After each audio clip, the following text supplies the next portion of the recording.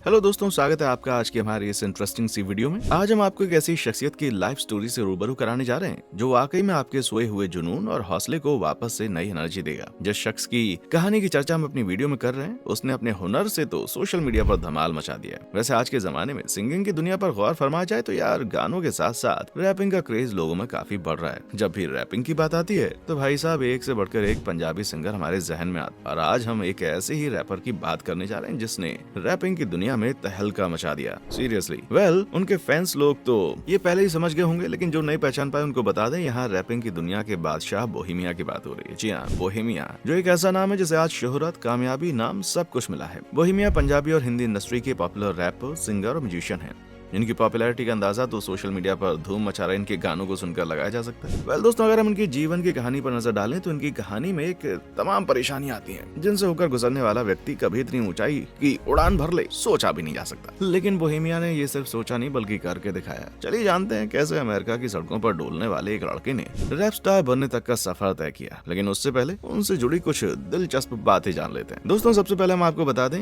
आज इस बेहतरीन रैपर को बोहेमिया के नाम से जाना जाता है, लेकिन इनका असली नाम रोजर डेविड है। लेकिन इन्हें स्टेज नेम बोहेमिया के नाम से बेहतर जाना जाता है। आज इनकी फैन फॉलोइंग की तो क्या ही कहने। वैसे हम आपको बता दें, ये जनाब रैपर, म्यूजिशियन, पोएट और कैलिफोर्निया के रिकॉर्ड प्रोड्यूसर भी हैं। और यही वो शख्स हैं जिन्हें पहला पंजाबी रैपर कहा जाता है। रिपोर्ट्स के अनुसार बोहेमिया अब तक लगभग 105 से ज्यादा गाने गा चुके हैं। वैसे स्ट्रगल के समय की तरफ अगर नजर घुमाए तो एक वो समय था जब इनके पास ना तो कुछ खाने पीने के पैसे थे और ना ही रहने का घर। यहाँ तक कि अपने पेट की भूख मिटाने के लिए उन्होंने च्युइंगम को निगल लिया। ओहो, कितना संघर्ष भरा रहा होगा इनका जीवन, है ना। बोहेमिया को हम सब रैपर के रूप में तो जानते हैं, लेकिन बहुत कम लोग जानते हैं कि वो एक बेहतरीन राइटर भी हैं। जी हाँ, उन्होंने अपनी सिंगिंग की स्टडी के दौरान ही पंजाबी पोएम लिखना शुरू कर दी थी। पैसा, नशा, प्यार, बोहेमिया की ये एल्बम तो आपने जरूर सुनी होगी। दोस्तों, ये वही एल्बम है जो पहली पंजाबी रैप एल्बम बनी, जिसे एक इंटरनेशनल लेवल द्वारा लॉन्च किया गया। और साफ कहा जाए तो यही वो एल्बम है जिसके बाद से बोहेमिया रैपिंग की दुनिया के बादशाह बन गए और खूब शोहरत हासिल की। वैसे दोस्तों, इस बात में कोई शक नहीं है कि बोहेमिया ने अपने रैपिंग करियर में शोहरत, सफलता के साथ कई बेशुमार काम भी किए हैं। इनकी नेटवर्थ पर अगर नजर डाली जाए तो लगभग $5 मिलियन है। खैर, ये आंकड़ा ऊपर नीचे हो सकता है। तो भाई लोग, ये बोहेमिया की पॉपुलैरिटी के बारे में बात हो गई। अब आइए इनके कामयाबी को हासिल करने के सफर के बारे में जानने की कोशिश करते हैं कि आखिर कौन कौन से चैलेंजेस फेस करने पड़े बोहेमिया को अपने करियर के सफर में। लेकिन उससे पहले वीडियो को लाइक और पेज को फॉलो करना ना भूलें। दोस्तों, शुरुआत में बोहेमिया का जीवन काफी हंसते खेलते गुजर रहा था, लेकिन उनकी खुशनुमा जिंदगी को अचानक किसी की नजर लग गई और तभी से बोहेमिया का जीवन संघर्ष के रास्ते पर आ गया। ये बात उनके बचपन के समय की है, जब वो करीब 15 से 16 साल के थे। उस दौरान उन्हें एक बड़ा झटका लगा। दरअसल उस दौरान उनको पता चला कि उनकी मदर को कैंसर है और मदर के जाने के बाद बोहेमिया पूरी तरह से टूट गए, काफी डिप्रेशन में चले गए। इस दौरान अपने फादर के साथ ठीक रिलेशन न होने की वजह से उन्होंने अपने घर को छोड़ने का फैसला किया और पढ़ाई भी की। घर सब कुछ छोड़कर अमेरिका की सड़कों पर आ। अब बोहेमिया ने घर छोड़ने का फैसला तो ले लिया, लेकिन सड़क के अलावा उनके पास ठहरने की कोई जगह नहीं थी। इस दौरान वो काफी बेबस और लाचार नजर आए। उनके पास कोई दूसरा ऑप्शन नहीं था जहाँ वो जा सके। अगर घर वापस जाने की सोचते तब उन्हें अपने पिता का बुरा बिहेवियर याद आता। बताया जाता है इसी वजह से बेबस लाचार बोहेमिया ने गाड़ियों और बस स्टैंड के नीचे रहकर समय बिताया। आपको बता दें कि यही वो समय था जब बोहेमिया के पास न खाने के पैसे थे, न रहने की जगह।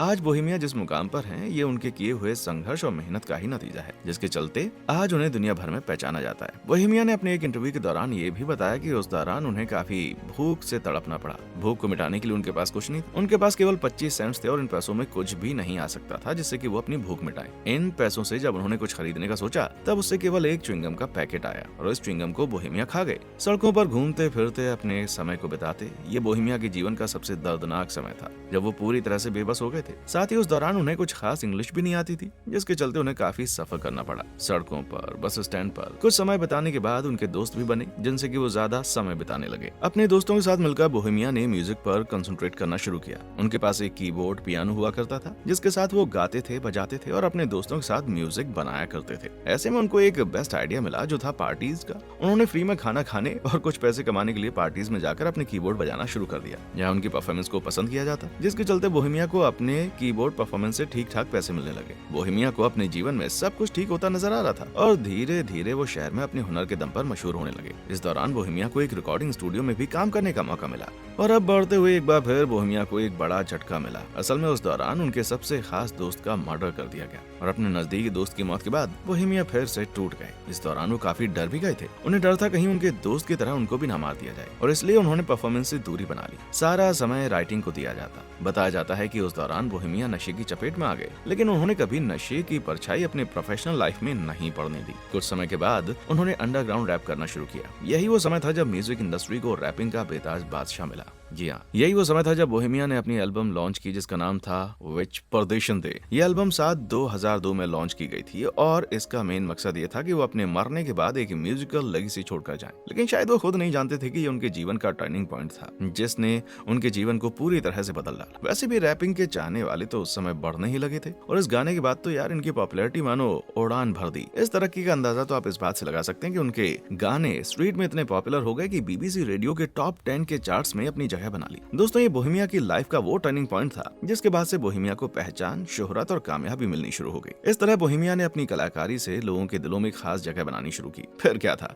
उनकी पॉपुलैरिटी को देखकर यूनिवर्सल म्यूजिक ग्रुप द्वारा उन्हें सेकंड एल्बम के लिए अप्रोच किया गया, जिसके बाद साल 2006 में हमें पहली पंजाबी एल्बम मिली। जी हाँ, इसका नाम पैसा नशा प्यार था, जो कि इंटरनेशनल लेवल पर लॉन्च की गई। इस एल्बम के बाद तो बोहेमिया ने इंडिया में अपनी जगह बना ली, और बस यहाँ से उन्होंने अपनी सफलता की सीढ़ियां चढ़नी शुरू कर दी। इस तरह उन्होंने साल 2009 में द रैप स्टार नाम से अपनी दूसरी एल्बम निकाली और लोगों की नजरों में छा गए। इसके साथ ही उन्हें बॉलीवुड में भी एंट्री मिल गई। उन्हें चांदनी चौक टू चाइना में टाइटल सॉन्ग गाने का मौका मिला, और इस तरह भाई उन्होंने अपने गानों से सबको दीवाना बनाना शुरू कर दिया। इस तरह उन्होंने अपने करियर में कई बेहतरीन गाने गाए जो कि आज भी पसंद किए जाते हैं। दोस्तों, बोहेमिया ने गानों के साथ साथ अवार्ड्स भी अपने नाम किए। जैसे 1000 थॉट्स के लिए उन्हें best international album at PTC Punjabi music award से नवाजा गया। जगवार के लिए best duo at PTC Punjabi music award से सम्मानित किया गया, और इस तरह कई अवार्ड बोहेमिया ने अपने नाम किए। खैर दोस्तों, ये तो बात हो गई उनके करियर की। अब आइए हम उनके शुरुआती जीवन के बारे में जान लेते हैं। बोहेमिया का जन्म 15 अक्टूबर 1979 को पाकिस्तान के कराची में हुआ। इनका असली नाम रोजर डेविड है। इनके पिता इंटरनेशनल एयरलाइंस में काम करते थे। इनका बचपन लाहौर और पेशावर में बीता। बचपन पाकिस्तान में बिताने के बाद इनकी फैमिली अमेरिका शिफ्ट हो गई, और वहीं से उन्होंने अपनी शुरुआती पढ़ाई करनी शुरू कर दी। बचपन से ही बोहेमिया को सिंगिंग में काफी इंटरेस्ट था, और इसलिए इनके पिता ने इन्हें एक